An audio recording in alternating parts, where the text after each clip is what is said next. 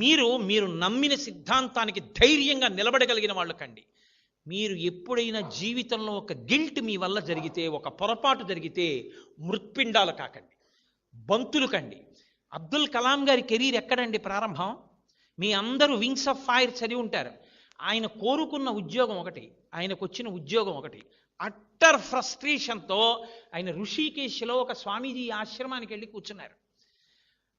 Total dejection, ముఖంలో నీరసం స్పష్టంగా కనిపిస్తోంది. నేను ఒకందుకని చదివాను, నాకు ఈ ఏరోనాటికల్ ఫీల్డ్లో ఉద్యోగం వచ్చింది. ఆయనకి ససేమిరా ఇష్టం లేదు.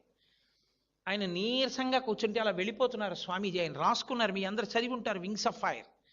ఆయన ఈ పిల్లాడిని పిలిచారు, అబ్దుల్ కలాం గారిని. ఏం అలా కూర్చున్నావు నువ్వు అంటే, ఆయన అన్నారు, నేను ఫలానా ఉద్యోగం కోసం వెళ్ళాను ఇంటర్వ్యూకి, అది పొందడం నాకు ఇష్టం, కానీ నేను సెలెక్ట్ అవ్వలేదు.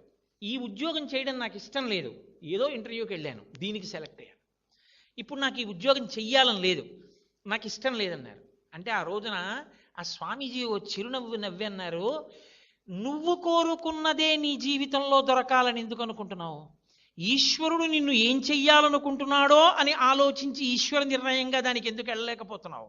ఏమో ఈశ్వరుడు నీకు నీ ద్వారా ఈ జాతికి ఏం చేయించాలనుకుంటున్నాడో అన్నారు.